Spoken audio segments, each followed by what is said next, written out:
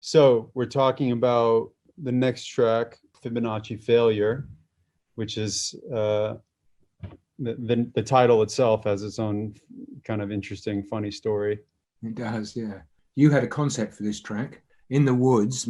Perhaps you had this idea before, but in the woods you came up. You said, "Oh, let's play the Fibonacci rhythm. You know, 1, 1, 2, 3, 5."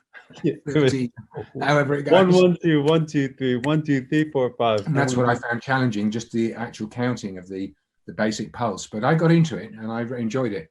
Yeah. And the track was called Fibonacci for a very long time, but it was only, I think, way down the line, down the route, we realized actually we'd rounded it up.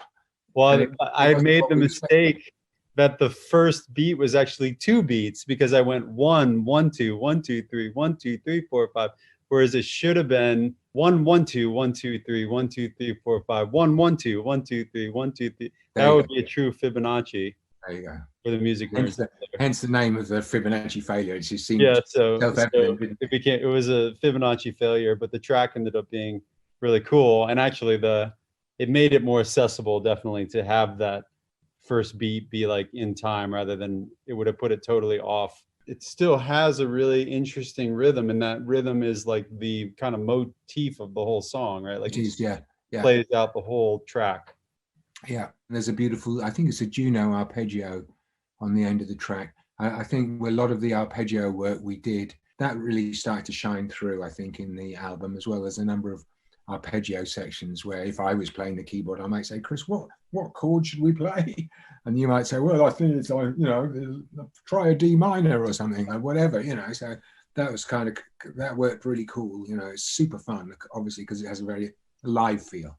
Yeah. So, for all its apparent complexity as we were building it, it seems like quite a simple track when I listen to it now. Yeah. It's got some lovely changes in it, but basically it's kind of one melody and an arpeggio and like a single note sequence arranged in and out, and then different angles on the groove, as you said. Yeah, definitely. It's when I think of it, it is to me, it's like one of the simpler tracks, even though I think to the outside listener they may not perceive it that way, but it's hard to tell. But I think that piece, like many, but we were pretty disciplined about trying to reduce a lot of our mixing and editing work. When you remember, we were working in 2 different rooms to maximize the workflow, and then meeting up every 30 minutes or swapping Ableton sessions, or, you know, going for a walk together, whatever it was. Yeah. Anyway, hearing Fibonacci Failure today, I thought, oh, we really succeeded on that one, because in my mind it was a kind of a clutter,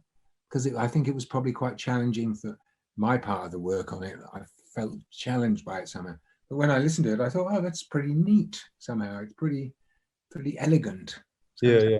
Congratulations, brother. Yeah, totally. Good.